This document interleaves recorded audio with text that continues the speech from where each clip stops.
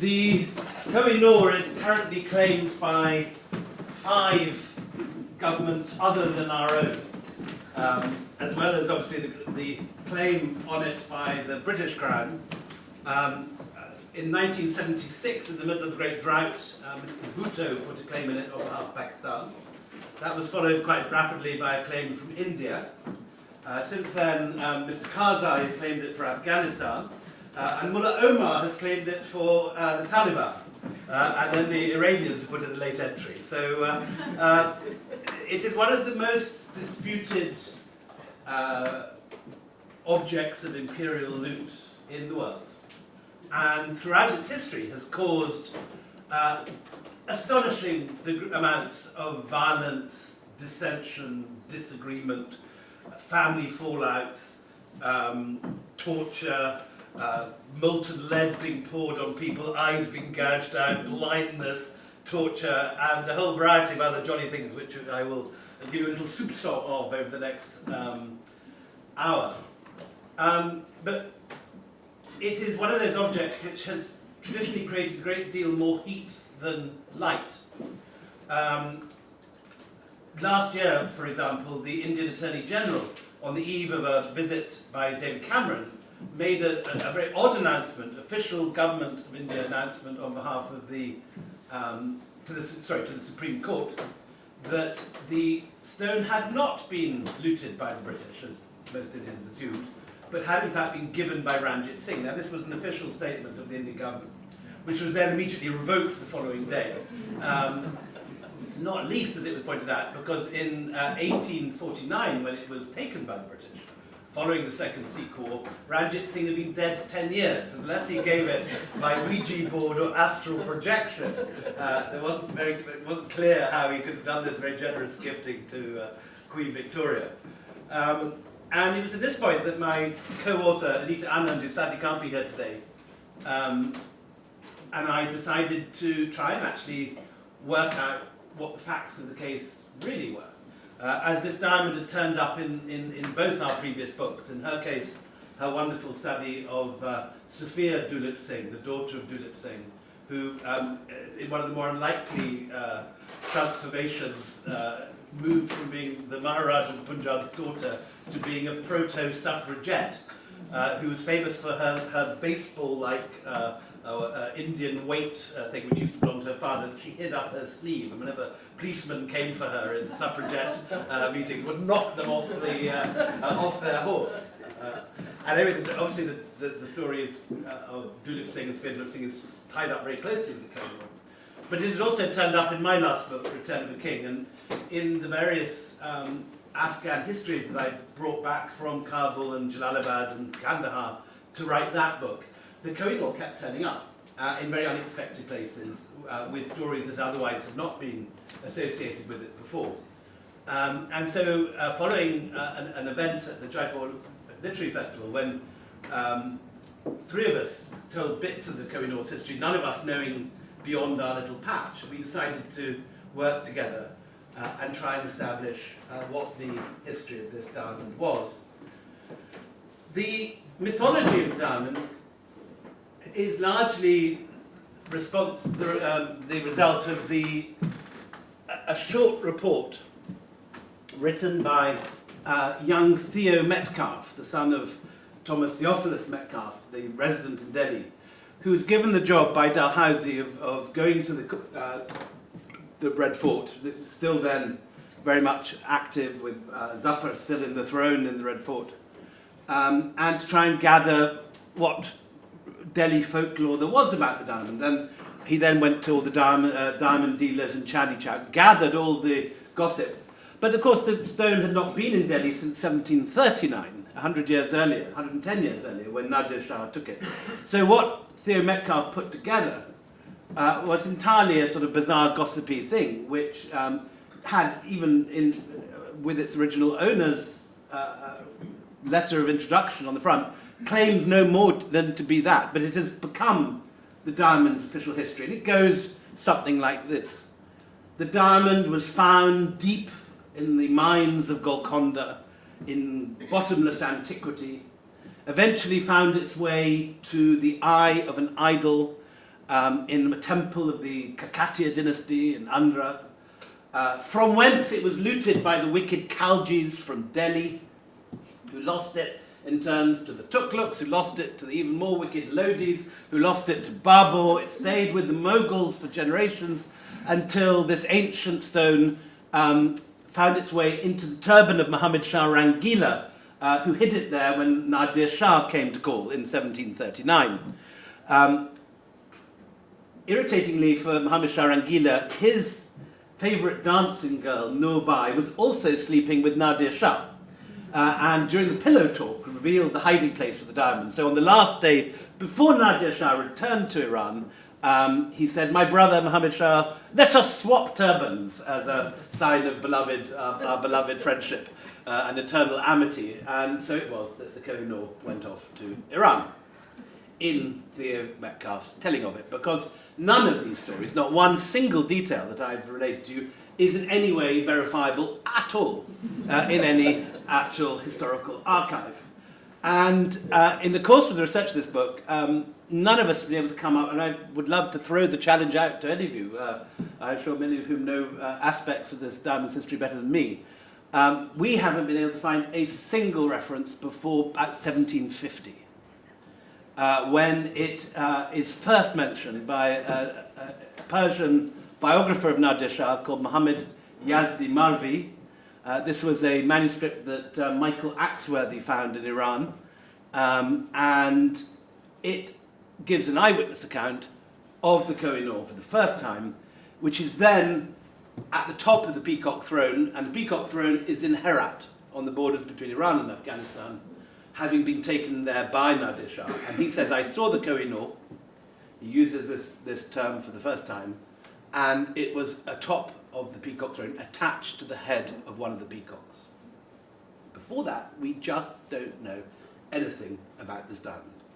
There are many references in Mughal and Sultanate sources to very large diamonds, but while these have often been assumed to be references to the Kohinoor, particularly a reference to a diamond which could feed the whole world for a week in Babur's memoirs, there's absolutely no evidence that it is the Kohinoor, because there were many large diamonds in the Mughal collection, two of which survive and are larger than the Kohinoor. The Darya-Noor, now in Bank Melli in Tehran, and the other, the great Mughal diamond, now known as the Orlov, in the sceptre of Catherine the Great in the Kremlin. So the references in Sultanate and Mughal sources to these extraordinarily large diamonds could just as easily refer to those two, or indeed other lost diamonds, which there are many scatterings of references, for example, in Forbes's Oriental Memoirs to the greatest diamond of all going down on a Persian ship on its way to Amsterdam and so on. So we cannot assume, as many have done, that these references are to the Kohinoor at all, because in fact the Kohinoor seems only to have got the beginnings of its current celebrity as late as, well, beginning with Ranjit Singh, but it really becomes the rock star of diamonds only at the Great Exhibition in 1851, when it's put on display as the Victorians make it into the ultimate symbol of the colonial loot, displayed for all to see in the Great Exhibition, which is why, of course, now everyone wants it back. But no one is applying for the Darya-Noor or the Orlov or any of the others because they don't know about them, because everyone's forgotten. But the Kohinoor, because of the Great Exhibition, became the great Indian diamond, inspired the Moonstone, inspired all these other myths about cursed Indian gems. So if we were to get the actual history of the diamond, rather than the mythology which has grown up around it, we should perhaps start at the beginning of the story. So until the discovery of the New World mines in the 1720s in Brazil, all the world's diamonds came from India, with the exception of a few black diamonds from the hills of Sarawak. But basically every big white or pink diamond came from India, and most of them came from what's now coastal Andhra, Telangana. They weren't mined, so you have to immediately dismiss this idea of King Solomon's mines with workers sort of hewing away underground in deep tunnels. They were in fact sieved from alluvial sands of dead rivers, where they were deposited many millions of years ago when these rivers died. And They are, if you were to go to these dead riverbeds in the, well, from early antiquity and sieve, sooner or later, if you were lucky, you might find a tiny octahedral fragment of diamond. And diamond crystals naturally are long and thin. So again, forget the sort of nice glittery thing that you think of when you look in the windows of 8 Samuels or Ratners. Are either going strong, I'm not sure. Think instead of a kind of long pointed thing, shaped like a pinky, octahedral. Not particularly shiny, but very hard. And these things were recognized as the hardest objects in the world as early as the time of Pliny. And even before then, according to some authorities, you get some claims that, for example, the pyramids were made with diamond-tipped instruments, so this is sometimes challenged. Certainly, diamonds were a very early and important Indian export. You get them appearing in Tang, China early on. They became popular as rings in Hellenic Afghanistan, in Gandhara, and they became, by the 1st century, a fad in Augustan Rome. And it was an exotic thing that we would have. The rings from that period are rather gorgeous. There's some in the Met, there's some in the BL, and there's one particularly extraordinary private collection in London which has 20 or 30 of them, often supported by sort of dolphins, these gorgeous little Hellenic things, and these odd little pointy, non-shiny diamonds sticking out of them, often with very elaborate bezel and setting. But in India, of course, everything important often gets given some religious context, and diamonds were thought of to be containing fragments of the gods or gods. And there are various accounts in the Bhagavad Purana and the Garuda Purnima of how diamonds came to be. And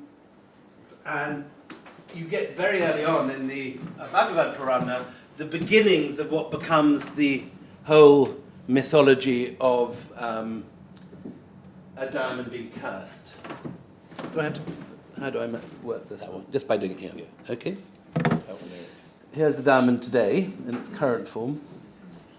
But here is an illustration, probably a 17th century illustration from the Bhagavad Purana, I think from Gujarat or Rajasthan. And you can see that this character, the king of Dwarka, is holding in his hands the Syamantika gem. The Syamantika gem is this mythical gem which is the ornament of the sun god Surya, who comes down to Dwarka when he's called by one of his devotees who does extraordinary penances. And the Syamantika gem is the source of the sun's radiance, and he gives it to a devotee. But as soon as it lands on Earth, it brings havoc in its trail, because it has this ability to, rather like the kind of ring of power in Lord of the Rings, to create dissension and envy and provoke greed and desire. And so lovely is this gem, so attractive is it, that people will kill for it. And this, of course, is exactly what happens. The king of Dwarka's brother takes it to the forest. He's killed by a bear. The bear is killed by a lion. The lion is then killed by a bear. Krishna has to go and get it back, gives it to his father-in-law, only for his poor father-in-law to cop it. And here is his father-in-law lying on a bed with blood spurting out of his neck, his head at some distance from the body, with this wicked chap here holding a sword, and the women screaming and tearing their hair out in the upper register. And this is the beginning of this thing that will enter Victorian literature with the moonstone, but which exists in Indian literature long before. The idea that a diamond can bring bad luck. And as we will see later in its history, by the 18th century, the Kohinoor provokes such bloodshed that it becomes associated with this gem from myth. And people start equating the Syamantika gem and the Kohinoor. So in early Indian courts, jewelry is incredibly important as a marker of status. In many court situations, there was a lot more jewelry worn than clothes. You can see from this gorgeous Apsara now in the Met in New York, but no doubt reflecting what was worn in the Chandela courts in Madhya Pradesh, probably from around the region of Khajuraho. she's dressed in many more jewels than she is in clothes. And you have very strict rules about what gems different people of different status can wear in court. And it is a marker of status. And for Hindu courts, diamonds are the supreme gem. Although they can bring bad luck if they are got crow's feet or scratches or are clouded, a pure diamond, completely unsullied, can bring terrific good luck and can only be worn by a ruler or a vizier or someone of very high status. Now the Mughals, when they come in the 16th century, bring a totally different tradition of gemology with them from Trans-Oceania and from Persia. And in Persian literature, in Hafiz and Ferdowsi, red stones of light are the greatest of all gems, not diamonds. Spinels from Badakhshan, which have no particular resonance for us today in the West, but were considered by the Persians to be the supreme gem. And then later, when they're discovered, rubies from Rome. And in Abul Faisal, you have very clear ranking of different gems. He says the first tier of Akbar's treasury is devoted to the red stones, spinels and rubies. The second tier to diamonds, emeralds, sapphires and pearls. And so they don't get particularly excited about diamonds. They like diamonds. They're always very happy to take a diamond, but it's not the big one as far as they're concerned. And the Mughals, of course, are obsessed with aesthetics. They're obsessed with gems. This is the young Prince Salim, later Jahangir. This is him in old age, being given, first one he's got a turban ornament, second one here he's been given a turban ornament by his brother-in-law Asif Khan. The young Shah Jahan, Prince Karam, holding another turban ornament. And Jahangir had a famously difficult relationship with his son, but hugely admired the way Shah Jahan was able to judge and his eye for jewels and his ability to pair things up. And it's one of the things that Jahangir most admired about his son, in fact. But Jahangir is obsessed with amassing these stones. And in his diaries, in the Tuzuk-i Jahangiri, you get again and again these references to, particularly at New Year, on the 20th of March, at Nowruz, people would present gems to him and would then be rewarded by an increase in rank. So-and-so, the governor of Bihar, came to me on Nowruz 1616 and presented me with 5 sapphires, 3 emeralds, 2 diamonds, and 4 gorgeous spinels, and I increased his rank to 40,000. And it's that simple. It's a straight transaction. And at the same time as this is going on, the Mughals are advancing south, particularly in the early years of Shah Jahan's stint as the Prince of Wales, so to speak. And he advances into the Deccan, and they actually capture many of the mines from which these great gems come. So the Mughals are amassing huge quantities by gifts, by loot, by conquest, and by mining. And Shah Jahan, when he comes to the throne, has the idea that inherits so many of these things, despite being weighed every Nowruz as well, and the against gems, and these being minor gems being distributed to nobles and the common people in Nowruz ways. Despite this, he inherits such groaning treasuries full of these things. Now, without question, the greatest gem collection in history. The Shah Jahan decides he must do something more than just have tiers of these things sitting in his treasury, and decides to use it, as he uses art in general, as a means of imperial propaganda. And so he commissions, while he's still in Agra, but just before he moves to Delhi, the peacock throne, the most expensive piece of jewelry, a piece of furniture ever made. It costs 4 times the cost of the Taj Mahal. And it contains all the Mughals' greatest gems, just shoved in one great mass on a gold setting. And of course, it's not a throne in our sense, it's more like a sort of kiosk. You could sell ice creams from this.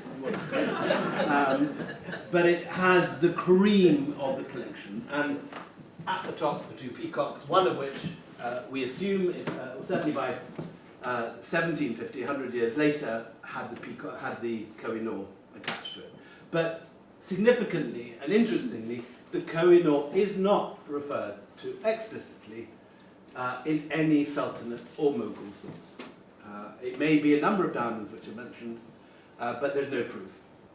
And in all the accounts of the building of the Peacock Throne, we have 4 or 5 accounts, the Padshah Nama and so on. Everyone always refers to the Timur ruby, which largely forgotten today, but was originally the big brother, in a sense, of the Kohinoor, and came to be paired with it for the next 100 years.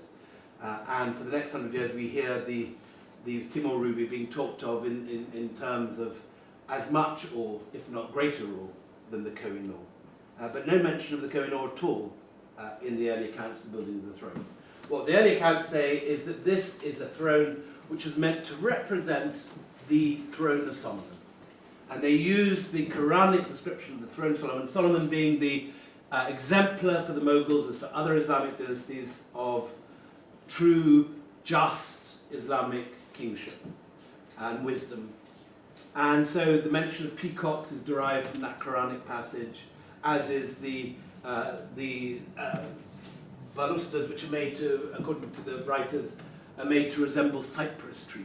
And so we have an image of Solomon's throne glittering with the greatest gems of the Mughal collection.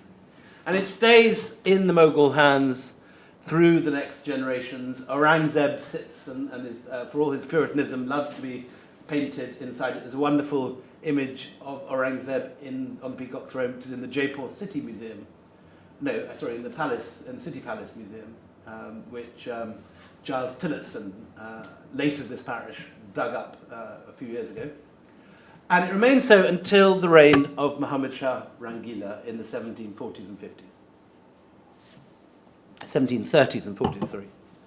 And Muhammad Shah Rangila, of course, is everything that would make his great-grandfather Aurangzeb spin in his grave. Here we have Muhammad Shah dressed in a lady's peshwaz, cross-dressing in a holy festival, where he's celebrating a Hindu festival with courtesans in the Red Fort who are playing music. Each one of these things would have made great-granddad absolutely horrified. Muhammad Shah, I think, a much underrated figure in general, revives the imperial painting atelier, is an enormously refined figure. He's the first man to bring the sitar and the tabla, now considered to be the staples of Hindustani music. He's the guy that brings it from Punjabi folk music and puts it into court music, and is generally a rather fun character, who clearly had a lot of fun himself, as miniatures demonstrate rather convincingly. And it was his great misfortune, however, to share his age with this man, Nadir Shah, who, as you can see from the muted colours and scowl, was a very different figure to Muhammad Shah as could really be imagined. Born a simple shepherd on the Persian steppe, of mixed Turkish, Assar, Turkmen blood, he rose by sheer power of will and military efficiency into the Safavid army, up the Safavid army, and eventually, in what was effectively a military coup, overthrew the last of the Safavids and took over Iran, and then always regarded the Ottomans as his great rivals and rather dismissed the Mughals, but went off to towards India in 1739 to pluck some golden feathers from the Mughal peacock, he said. And so he takes his army and he comes through Kandahar, where he releases from the jail a young man who's been arrested for pickpocketing, called Ahmed Khan Abdali, of whom more later. And he then heads on to Kabul, which is still the summer capital of the Mughals, as late as the 1730s. We always talk about Mughal decline associated with Muhammad Shah Rangila, but actually in sheer terms of north-south geographical area, the Mughals had never ruled so much as during the reign of Muhammad Shah Rangila. They ruled from Kabul to the Carnatic, to Madras, which Aurangzeb had never managed, but they lost, of course, the west coast to the Marathas by this stage. So he comes, takes Kabul, comes down the Khyber Pass, and it's only at this stage that the Mughals really react. and they realised that this is actually a very serious threat. And already Mughal power has begun to decentralise itself, and Nizam-ul-Mulk, the first of the Nizams, is now the governor in the Deccan, is semi-detached. Sadat Ali Khan, the first of the Nawabs of Awadh, is sitting in Faizabad, also semi-detached. But when Muhammad Shah Rangila rings the alarm bell in 1739, everyone gathers. And Sadat Ali Khan comes from Awadh, Nizam-ul-Mulk comes from the Deccan, and they all converge on the field of Karnal, where there gathers possibly the largest army in Indian history. 1.5 million men, of whom at least 750,000 are fighting men. In contrast to that, Nadir Shah only has an army of 150,000, of whom probably about 100 are fighting men. Not the rest, of course, grooms, sizes, and all the rest of them. But unknown to the Mughals, Nadir Shah has got the latest military gizmo. And he's invented something called the swivel gun, which is effectively a kind of precursor of a tank in a sense. It's a large, heavy jezail, which rests on the neck of a horse with a tripod attached to the bridle.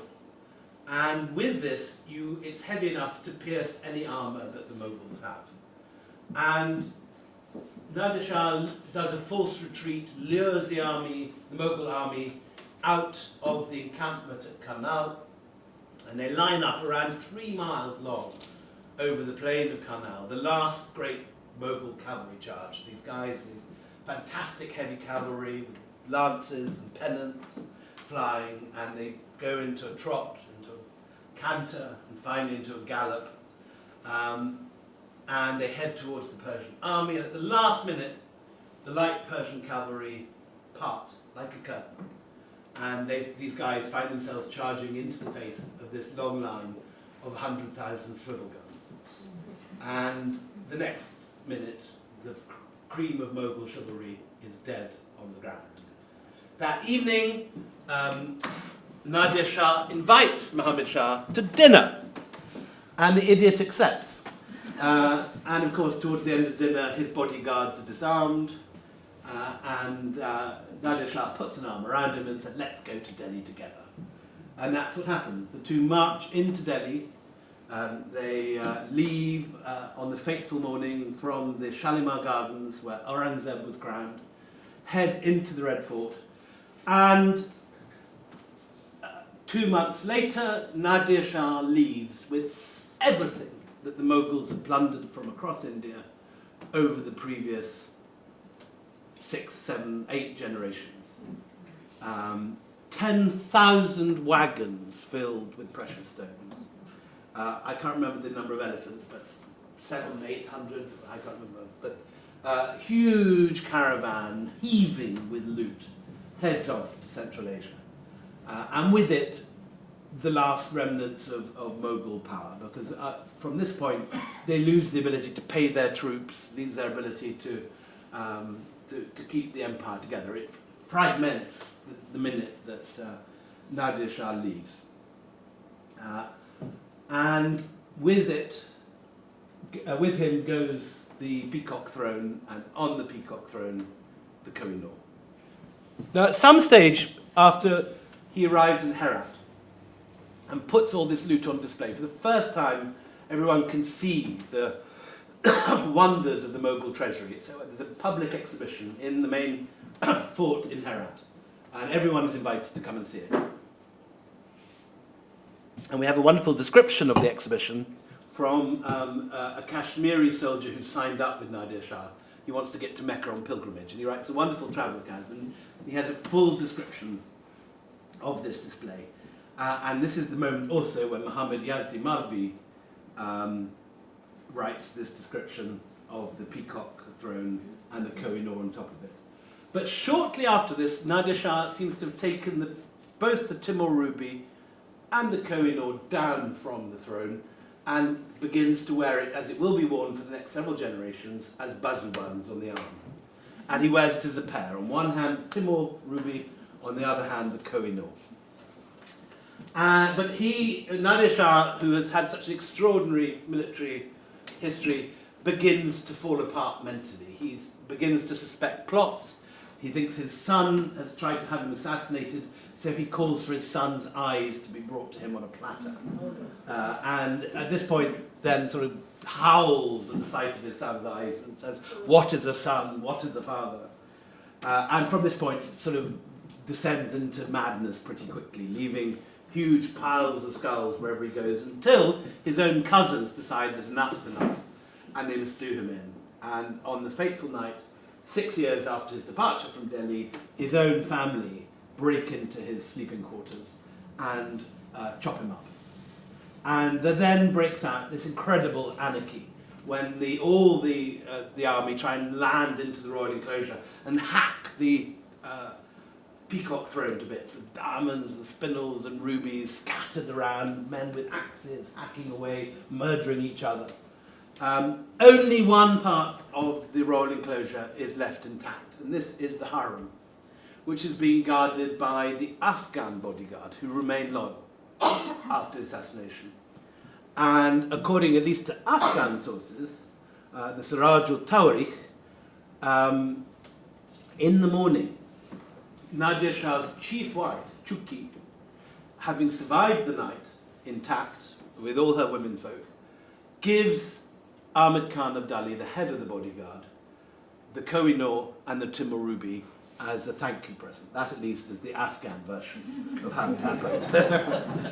It can be interpreted in other ways, I'm sure. And Ahmed Khan of Delhi rides away to Kandahar, where he has himself crowned king of a new country, Afghanistan. And on the way, he comes across, probably by chance, a Mughal salary caravan carrying the entire salary of the army for the previous year, which he, of course, abducts. And he uses this as the capital to build this new country, Afghanistan. So out of the shell of Nadir Shah's empire comes Ahmed Shah's. He's now Ahmed Shah Durrani, Pearl of Pearls. And he conquers Afghanistan, northern India, loots Delhi much more thoroughly than Nadir Shah had done, burns Vrindavan, creates havoc across Kashmir, but amasses a new empire, which is the largest empire of its day to the east of the Ottomans. But even as he's about to achieve his greatest triumph, which is to defeat the Marathas at the Battle of Panipat, you can see here he has strapped to his arm some gems, which we can assume one was probably the Kohinoor, maybe this here. Even as he's doing these great things, he is being defeated by a more intractable enemy than any army. His face is being eaten away by a tumour. And initially he slaps a gold sheath over half of it, but the tumour spreads and he ends up being a kind of man inside a gilded mask, with diamonds and rubies studded all over this mask, like Robocop or something, covering this suppurating face. As you can see, no one that owns this stone tends to have a very jolly time. In this case, a particularly miserable end, as by the time he wins the Battle of Panipat, maggots are dropping out of his nose onto his food as he eats.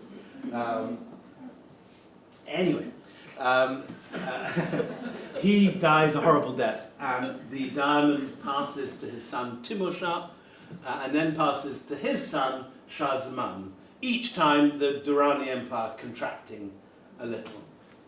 Particularly as the Sikhs take the Indian portion. And Shah Zaman eventually loses Kabul and finally is captured by his enemies of the Shinwari tribe at a fort on top of the Khyber Pass one cold winter's night. And before they take him away, he manages to hide the Timur ruby and the Kohinoor in a crack in his prison cell. 10 years later, Shah Zaman is now blinded. He's got, they've used hot needles to blind him. But his brother, Shah Shuja-ul-Mulk, comes to the throne. And Shah Shuja this is not a picture of Gimli from Lord of the Rings, or one of the hobbits. This is Shah Shuja. You can see here, Shah Shuja-ul-Mulk. And he orders search parties out, and the Kohinoor is found on the desk of a mullah in the same fort, being used as a paperweight, because he doesn't know what it is. So he gathers it, but again, as seems to be the case with anyone that has this gem, he undergoes terrible sufferings, he loses his kingdom. Within a couple of years, he's been captured by one of his own nobles and imprisoned in a dungeon in Kashmir. But meanwhile, his wife, who's an extraordinary woman called Muti Begum has escaped and got out to the shelter of this man, Ranjit Singh, in the Punjab. And Ranjit Singh wants the Kohinoor, like everyone does, and comes to an understanding with Muti Begum. And he says, if I spring your husband from jail, get him out, will you give me the Kohinoor? And she says yes. So Ranjit Singh fulfills his promise. He sends an army into Kashmir, they take Kashmir for the Sikhs, and they release Shah Shuja from imprisonment, intact. And he's brought back to Lahore, and at that point, Shah Shuja says, well, I didn't say you could have my gem. It's all he's got left, and he doesn't want to give it, quite understandably. So Ranjit Singh steps up the pressure, cuts off food from his house, deprives him of the company of his womenfolk, and finally tortures his son in front of him. This is Shah Shuja's account, anyway, given in his autobiography, not the version that you get in the Sikh accounts, where Shah Shuja offers up the gem out of gratitude to this man without any pressure at all. Anyway, the gem moves into the company of Ranjit Singh, and Ranjit Singh has always been a man who dresses very simply. Even on state occasions, he often only wears simple white pajamas, but he straps the Kohinoor to his arm, with the one and the Timur ruby to the other. But the Kohinoor is the thing. The first time comes to the fore because Hindus and Sikhs value diamonds more than rubies. So we don't hear he has Timur ruby, and he's wearing it. Looks like he's wearing it in this picture, but. We hear a great deal more in the Sikh chronicles about the Kohinoor. And again, this is now something that becomes very much part of British travel writing, as these travellers to Ranjit Singh's court report more and more on the Kohinoor. And it begins to enter, in a sense, the British bloodstream at this stage. This is something which people have heard about. Elphinstone mentions it briefly when Shah Shuja owns it, but it becomes now a regular part of sort of Oriental travel storytelling. And towards the end of his reign, Ranjit Singh gives instructions that it should go to the temple at Puri, the Jagannath temple, because it's now associated with the Siamantika gem. Jagannath temple is one of the incarnations of Krishna. So he wants it to go back home, in a sense, to one of the leading Krishna shrines. But he has a stroke, and he's unable to speak, and towards the end of his reign, the diamond disappears. And so when he dies, no one knows where it is. And he is succeeded by his son Karak Singh on the top right. Now, as you will probably have guessed from the way things have been going, all four of these people die pretty quickly. And I was going to rush through them. Each time that they touch the gem, something horrible and ghastly happens. So Karak Singh gets the gem, wears it on his arm, succeeds. Ranjit Singh's diamond is brought out of hiding. It turns out that the state treasurer, Beli Misaram, has resisted the instructions to send it to Puri and wants it to stay with the family. He thinks it's part of the Sikh heirloom now and should remain with the Khalsa. So it goes to Karak Singh. Sadly, Karak Singh is, in the words of Emily Eden, a blockhead and completely hopeless, and a drunk and an opium addict and a womanizer. So his minister orders for him to be slow poisoned. and he dies within a year, a horrible lingering death with horrible wounds, or he's poisoned with white lead, so suppurating wounds break out across his body, and he dies. He's succeeded by his handsome and clever son, now Nihal Singh, top right, who cremates his father with terrific style, but on his way back from the cremation, he's walking through Hazuri Bagh, the great garden in Lahore, in front of the Badshahi Mosque, which Ranjit Singh had been built specifically to celebrate the capture of the Kohinoor, when the arch in the Hazuri Bagh collapses on his head, and he is carted off to the palace. Now we know from the diary of Alexander Gardner, about whom John Kay has just written a wonderful book, that now Nihal Singh is not dead as he's taken from the collapsed masonry. He's actually pretty okay. He's got a few bruises. His friend's been killed, but he hasn't. But he's taken off the palace.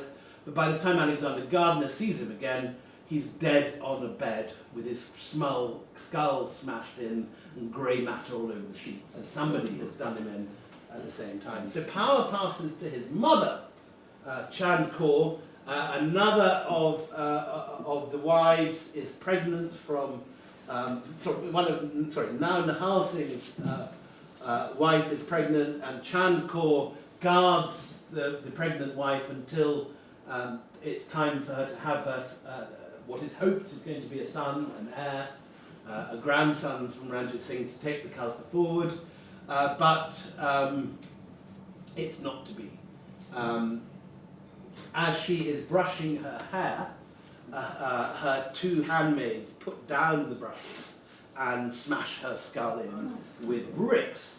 This is all within about 3 months. So Sher Singh takes over, this big sort of gym-going beefcake of a handsome Sardaji warrior, and he likes the gymming, he likes going out hunting, and he's kind of very much the big Punjabi he-man, but his cousins come within a month of his accession to show him a new fowling piece that they are going to give him, and bang, by mistake it goes off in his face. So complete chaos. And at the end of this roulette of death, one man, whoops, sorry, we're going too fast. One man is left standing, he's not even a man, he's this little cherubic creature here, the young Dalrymple Singh, the last man left.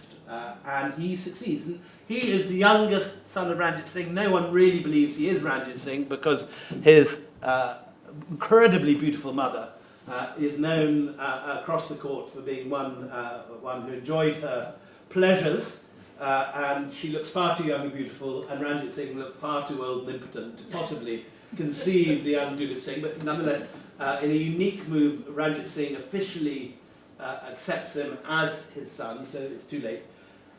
And the power behind the throne is now Rani Jindal, this incredibly beautiful woman, incredible, strong figure, but who is the daughter of the kennel keeper.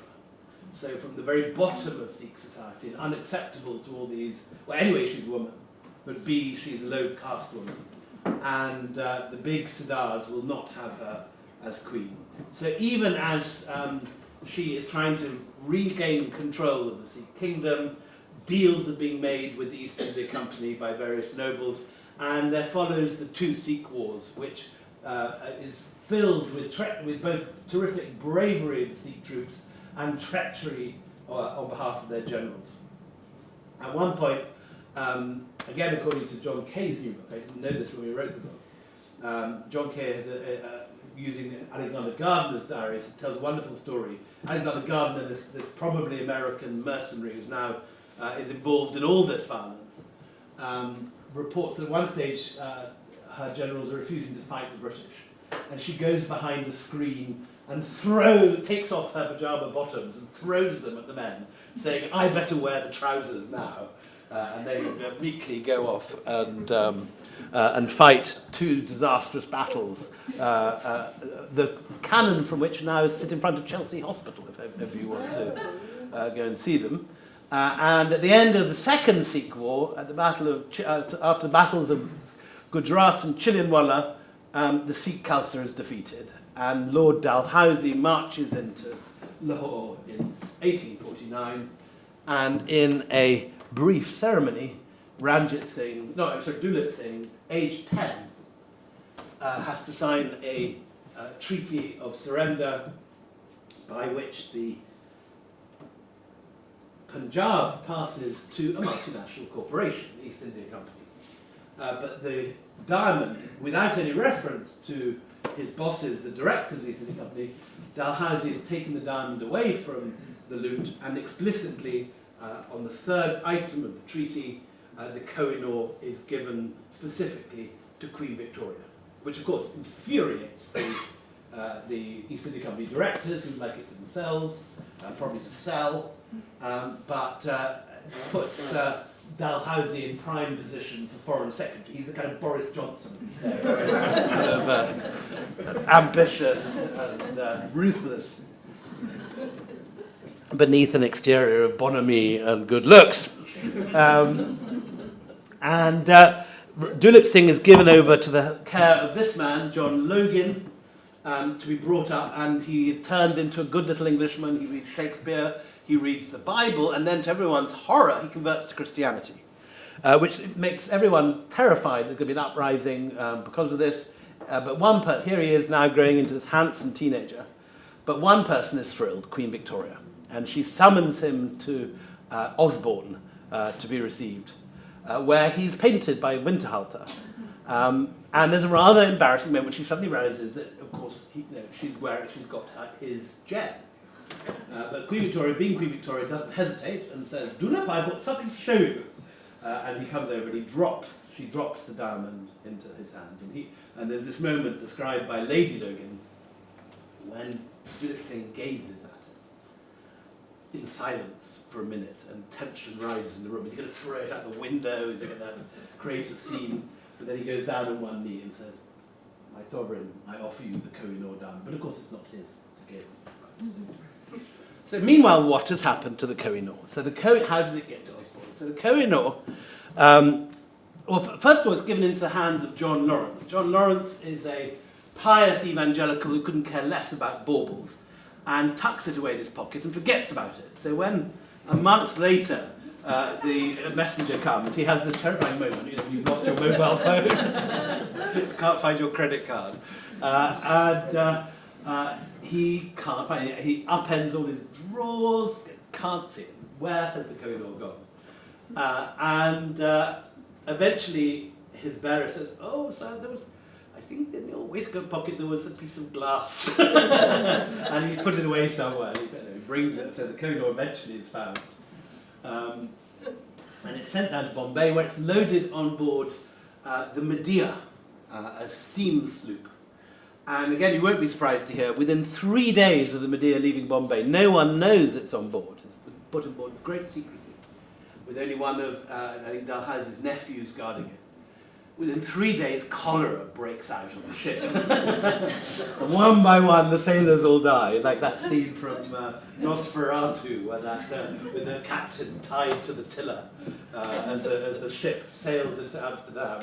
It's a bit like this. They try and sail into Mauritius, but they're regarded as a plague ship, and the Mauritian authorities threaten to bombard the ship. They go on, and they are hit by a typhoon. The poor Medea, with about 3 crew members left, sort of battered away. Eventually, though, limps into British waters. The day it breaks into British waters, the Prime Minister, Robert Peel, is thrown from his horse and killed. On the day that Queen Victoria is about to receive the Kohinoor, a madman breaks out of the crowd with a metal-tipped cane and beats her over the head with it. So she receives the Kohinoor with a black eye and stitches. But the timing is good because this is just the moment of the Great Exhibition.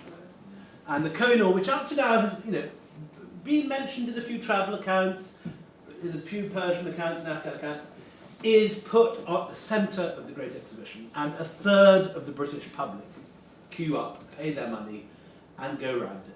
And this is the moment the Kohinoor is in every newspaper and becomes the most famous diamond in the world, not before. And suddenly, it becomes part of British myth.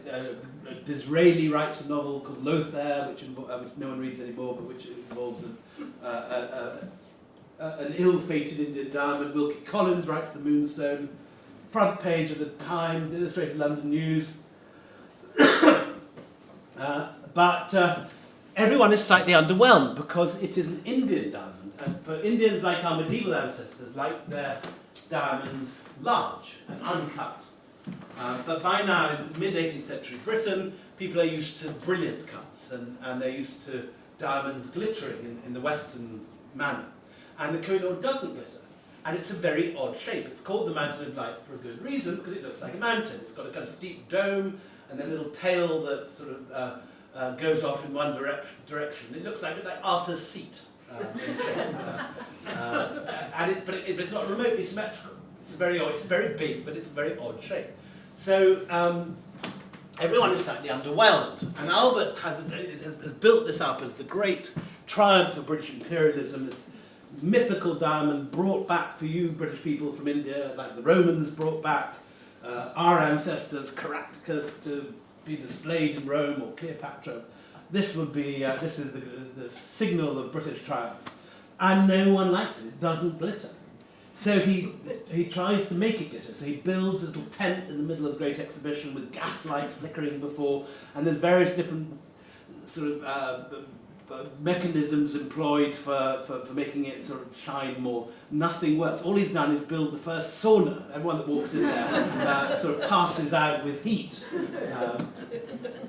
And so the decision is made that the Kohinoor must be recut. These are all. This is the first way of displaying it, when it's put in a sort of cage like a wild animal, but no one can see it. Then everyone else mistakes a piece of quartz that the Duke of Devonshire has brought for the Kohinoor because it's big, while the Kohinoor isn't that big. But the moment comes for the recut. And Albert, first of all, asked all the British jewellers whether they will cut it. And they said, no, sir, we must not cut it because it's a very odd shape. It won't. But it's got a flaw down the middle. If you cut it, it may just go up in smoke. And its crystallography is very complicated. Anyway, he finds a Dutch jeweller from Amsterdam who says he can do it. And so the Dutch jeweller comes over, and a diamond press is set up in Hammersmith, and the Duke of Wellington is pulled out of retirement to make the first cut on the diamond, and of course drops dead a week later. Anyway, the diamond recut is a catastrophe. It was 190.3 carats, metric carats, when it arrives in England. By the time that the jeweller has finished with it, it is only 90 metric carats. More than lost half its weight. And everyone is in the papers is horrified. But Queen Victoria continues to wear it. But the idea that there is a curse begins to spread. There are various versions of the curse that go around. One is that it doesn't affect men. Sorry, it only affects men. It doesn't affect women. So it comes to be that it becomes the Queen Consort's gem, and it is worn by consorts, most recently by the Queen Mother. But at the moment, last time it was seen in public or let out from the Tower of London was when the Queen Mother died.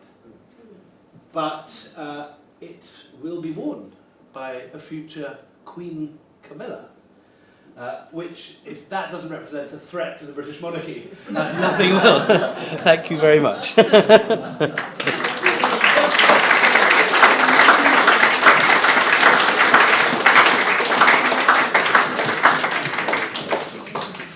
thank you, William. Let's take some questions. Some questions from anybody? No questions? Yes, please, Nicholas. One of the fascinating places in the Liberian history is the Kalat and Nadir, that extraordinary natural sort of place in northern Khorasan where Nadir Shah kept a lot of his jewels and things. I'd love to have gone there. I don't know whether Curzon went there, but whether people have gone there recently, I don't know. It's completely natural. Have you ever been there? I've never been there, no. I've been near there, but not to see that. It was, so Nadir Shah's tomb, those of you that know Delhi, it looks as if it's made by exactly the same craftsman or a very similar style to the people that made Humayun's tomb, and has very similar floral decoration and some panels which are identical to Safjan's tomb.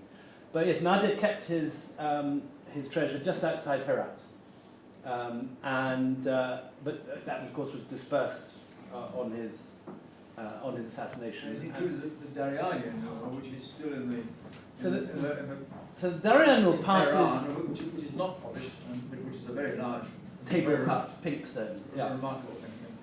So the Daryanur also doesn't have a very good record with its owners, so to speak. When Nadir is killed, the Daryanur goes to his grandson, who is then captured by a eunuch who Nadir Shah had castrated, and he wants the Daryanur, and so he takes the grandson, and he straps him to a chair and tortures him until he reveals its hiding place. He then goes on to torture him, try and get him to reveal the hiding place of the Kohinoor, which he doesn't actually have because it's with Ahmad Shah of Dalrymple. He doesn't believe this. And when he's sort of cut off various bits and bobs, and there isn't much left to cut off, I won't go into any more details, but I'm sure you get the idea. They shave his head, the grandson of Nadir, and they build a crown of paste on him, and then they bathe him in molten lead, which seems to be where the similar scene in the Game of Thrones may have been inspired from. George R.R. Martin maybe know more about Afghan history than we realise. But anyway, yes. So the Daryanur goes off, remains in Iran, and is now you can see it. It's on display in Baghdad. Jeanette, yeah. Most people believe that it's the largest diamond in the world, but it doesn't even make the top 90. And the Queen's got two larger diamonds, the Cullinan diamonds, is going to come with the Kohinoor baggage. Correct. So the two Cullinan diamonds just found in South Africa.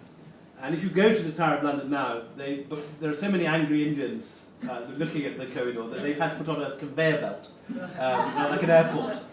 So you see lots of Indians walking backwards to look at the Kohinoor, shouting, "Chor, chor, give it back!" Gamopsi. But often they get the wrong diamond. They think it's the Cullinan. So they're sitting there shouting at the Cullinan, which is big, which is the size of football. Or rugby. Yes, please. I've been to Bagmelli and seen mountains and piles of stones there. Are in fact a large number of them part of the loot from the Red I think Fort? almost all of them, yeah. Almost all of Yeah, them. that is what's left of Nadir's loot that didn't go off with Ahmad Shah the following morning towards Kandahar.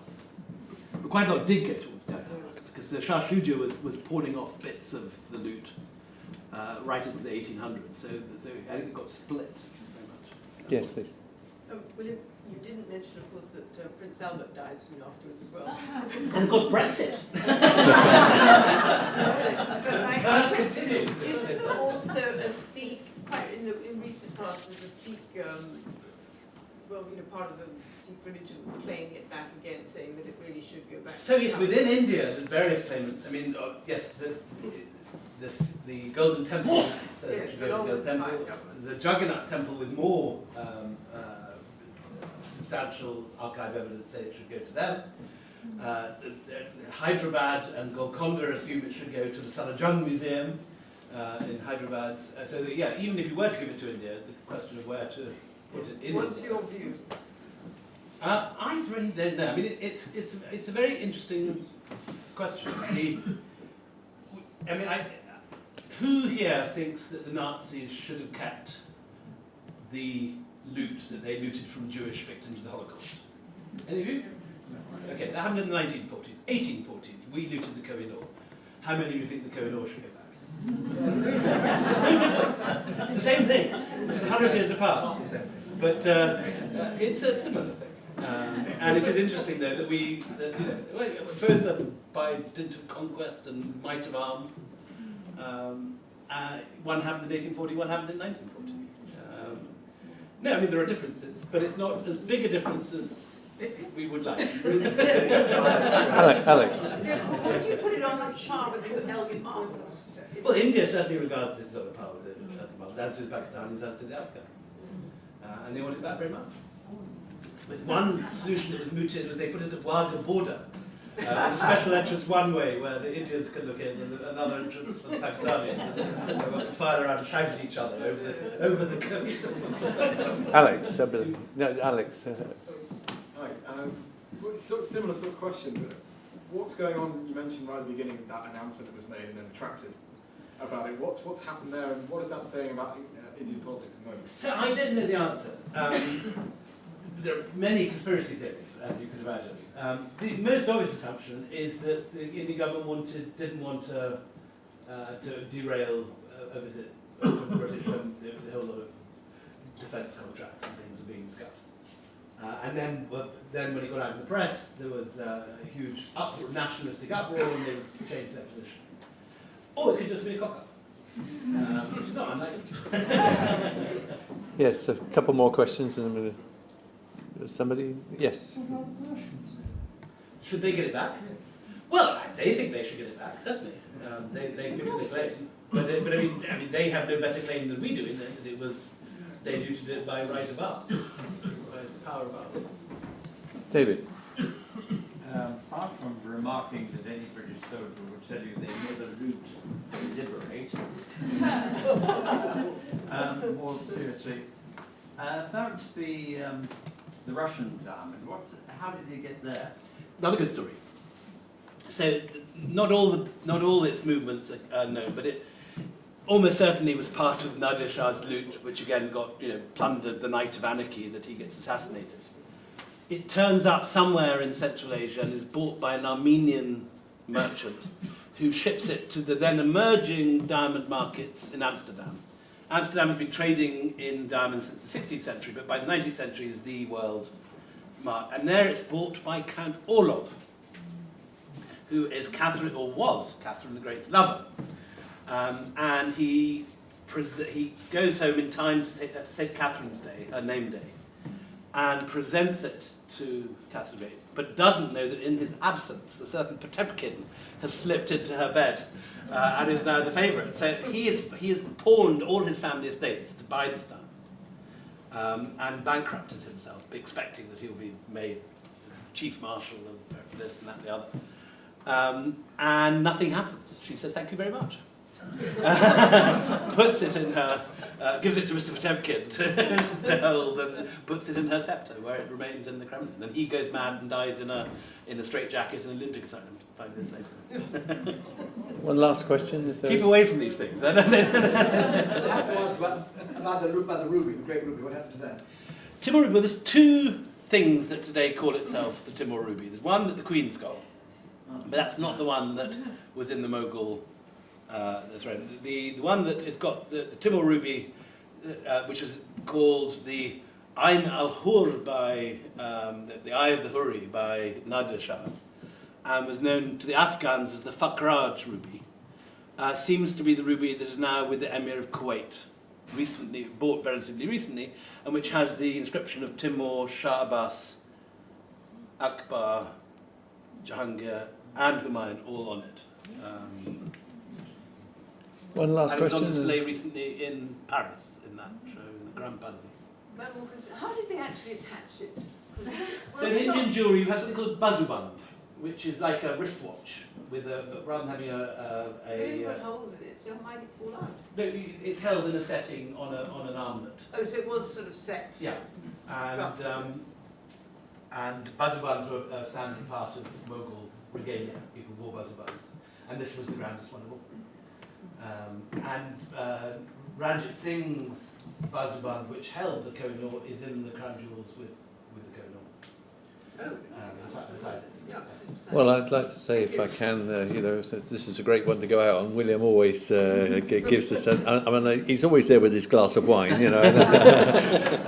but thank you so much, William, and it's fabulous. I think one of the greatest things that I can say is that this society has great speakers, and there's a certain organisation, I won't name them, but in Scotland that has also had William up there speaking to them, and they seem to get our speakers about 4 weeks after that we've notified the website that they're copying. But no, thank you so much, very much, and don't forget, please, William will be signing copies of his books, and they're at a discounted price here, so please and some other of his books if you want them as well. So, thank you.